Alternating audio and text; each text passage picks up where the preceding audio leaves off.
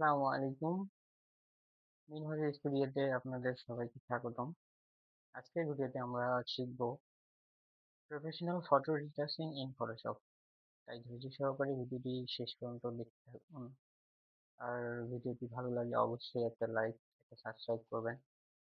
তো চলুন সবাই শুরু করি।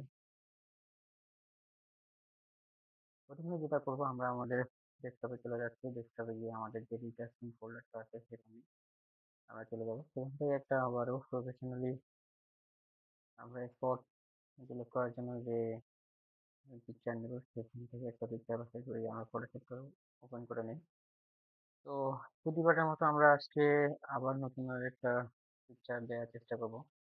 তো সবাই আমরা দেখি দেখি এটা অনেক আপসেট আপসেট লাগতেছে। তো ওপেন করে নিলাম। তো আমাদের প্রথম কাজ সেটা অবশ্যই আমাদের ফার্স্ট এসে করতে হয়, সেটা হচ্ছে আমাদের কন্ট্রোল জে ডুপ্লিকেট লেয়ার নিতে হবে। কন্ট্রোল জে আমাদের ডুপ্লিকেট লেয়ারটা চলে আসছে। এরপর আমরা কন্ট্রোল প্লাস প্লাস দিয়ে আমরা অবশ্যই এটাকে জুম ইন করে নিচ্ছি। অ্যান্ড অবশ্যই কন্ট্রোল ম্যান জুম আউট।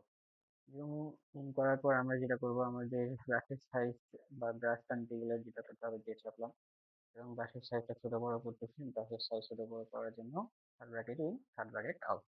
তো থার্ড ব্র্যাকেট ইন দিয়ে যেমন আমাদের সাইজ আছে আমাদের স্পটে, সেই সাইজ অবশ্যই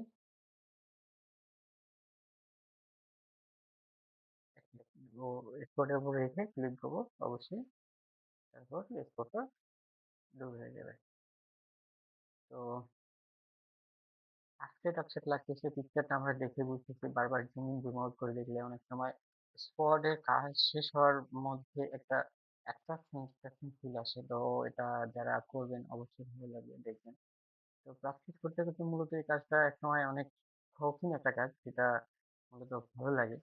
তো সবাই ভালোভাবে চেষ্টা করবেন যাতে ভালো লাগে, এবং ভালো করে মনোযোগ দিয়ে করলে ফিউচারে অবশ্যই এটা থেকে অনেক ভালো কিছু একটা করা যায়। আর অবশ্যই জানেন যে ইউটিউব টিউটোরিয়াল সহ কোনো ভিডিও এডিট করা প্লাস ইউটিউবার হওয়া, ইউটিউব থেকে ভালো কিছু আম, আনা এক কথায় অনেক বিশাল কিছু না, কিন্তু কন্টিনিউ একটা করা সেটা একটা বিশাল কিছু। তো এটার জন্য আপনারা অবশ্যই বুঝতেছেন যে আস্তে আস্তে আস্তে কাজগুলো করলে যেমন অনেক ভালো হয়, সেরকমই করার মতো এটা একটা। তো এই যে এখানে একটা টুল ছিল, স্পট ছিল, আমরা এখানে একটা একটা ছোট করে দিয়ে আমরা এখান থেকে রিমুভ করাই দিতেছি। তো আর বেশি দেখতেছি না কোনো স্ক্রিনের মধ্যে টুলস দেখার মতো। তো আসলে সেটা, সরি, টুলস দেখার জন্য বলছি, স্পট দেখার মতো। তো আসলে যেটা হচ্ছে এরকম অল্প কিছু স্পটে আমরা যখন দূর করতে পারতেছি, কিবোর্ড শর্টকাট গুলো আমরা মনে রাখতেছি। তো আস্তে আস্তে আমাদের এই কিবোর্ড শর্টকাট মনে রাখতে রাখতে, কিবোর্ডের কাজ শিখতে শিখতে আমরা একসময় আরো প্রফেশনাল ভাবে এবং দ্রুত কাজগুলো করার ব্যবস্থা বা বুদ্ধি বের করতে পারবো। তখন আস্তে আস্তে আমাদের কাছে, সবার কাছে ভালো লাগবে। আহ, তো এই আজকে আমাদের স্পট ডিলিট করার একটা ছোট কাজ বা ছোট টিউটোরিয়াল, ছোট ভিডিও। তো এরপর যেটা করতে হবে, আমরা অবশ্যই কি করবো, আমরা ক্যানভাস সাইজে চলে যাবো। আর হ্যাঁ, একটা কথা, ভালো কথা, সেটা হচ্ছে কি, আমি প্রথমে শুরুতে স্টার্টিং এর সময় আমার বলছি যে চ্যানেলের নাম মিনহাজ স্টুডিও। তো মিনহাজ স্টুডিও কেন বললাম, আজকে আমি আমার চ্যানেলের নামটা পরিবর্তন করতে যাচ্ছি। তার জন্য ফিজিক্যাল মিনহাজ বিডি থেকে আমি আমার নামটা মিনহাজ স্টুডিও দিয়ে দিলাম। আর অবশ্যই আপনারা এটার জন্য কোনো একটা হেজিটেশন ফিল করবেন না, বা কোনো বিভ্রান্তিকরের মধ্যে পড়বেন না যে কেন এটা করতেছে বা এটা কেন। তো আশা করি বুঝতে পেরেছেন যে প্রথম অবস্থায় যে কোনো কিছু ক্রিয়েট করার পর সেটা কারেকশন সহ অনেক কিছু করতে হয়। সেটার জন্য আমি আমার এই কারেকশনটা নিয়ে আসছি আমার চ্যানেলের নামটা। তো আশা করি বুঝতে পারছেন।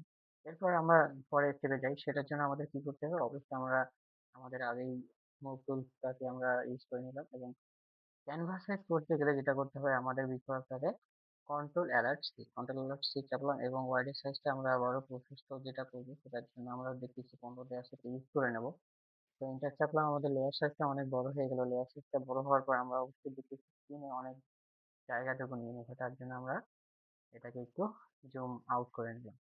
তো তারপর আমাদের কাজ করা পিকচারটাকে ডান দিকে সরিয়ে নিলাম এবং ব্যাকগ্রাউন্ডের যে পিকচারটা আছে তার যে কালারটা আছে কালারটাকে তুলে দিয়ে আমরা সেটাকে টেনে বাম দিকে নিয়ে যাচ্ছি।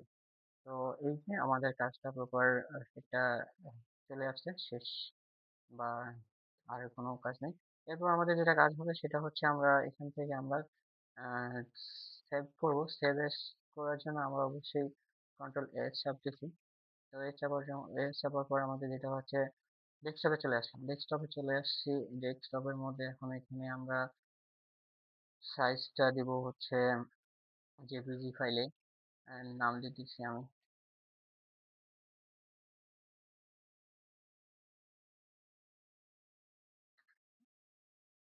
শুধু 9 days। তারপর আমি সেভ করলাম এবং এটা আমরা এখন ডেস্কটপে গিয়ে দেখবো যে আমাদের চলে আসছে। একটা রিফ্রেশ করে দিই। তো আমাদের অবশ্যই পিকচারটা চলে আসছে। একটু আমাদের গ্যালারিটা ওপেন করি ভালো করে একটু দেখার জন্য, বা লুকটা যেন সবার কাছে একটা অ্যাট্রাকটিভ ফিল হয়, সকলে বুঝতে পারতেছেন যে আসলে এটা করার উদ্দেশ্য কি। এটা হচ্ছে আমাদের আপে আর এটা হচ্ছে আমাদের ডিফল্ট সার্চ। তো সবাই আশা করি বুঝতে পারতেছেন। আর আস্তে আস্তে সবকিছু করা বোঝা সবার জন্য ভালো, আমার নিজের জন্য ভালো। তাই আমি এক টাইটেলে এবং একই প্লেলিস্টের বা একই ধরনের কিছু ভিডিও আপাতত আপলোড করতেছি। এরপর আমরা যখন প্লেলিস্ট চেঞ্জ করবো প্লাস অন্য টাইটেল নিয়ে অন্য ভিডিও টুলস নিয়ে অন্য ভিডিওর কাজ নিয়ে করবো, তখন সেই টাইটেল সেই প্লেলিস্ট অনুযায়ী সেগুলো ভিডিও আবার দেওয়া শুরু করবো। তো আস্তে আস্তে এক প্লেলিস্টে একই ভিডিও নিয়ে আমরা সামনের দিকে আগাতে থাকি। সবাই একসঙ্গে করলে আরো সুন্দর হয়। আর আমার সঙ্গে থাকবেন, পাশে থাকবেন, সাপোর্ট করবেন অবশ্যই। আজকে এই পর্যন্ত। ধন্যবাদ সবাইকে। ভালো থাকেন। আল্লাহ হাফেজ।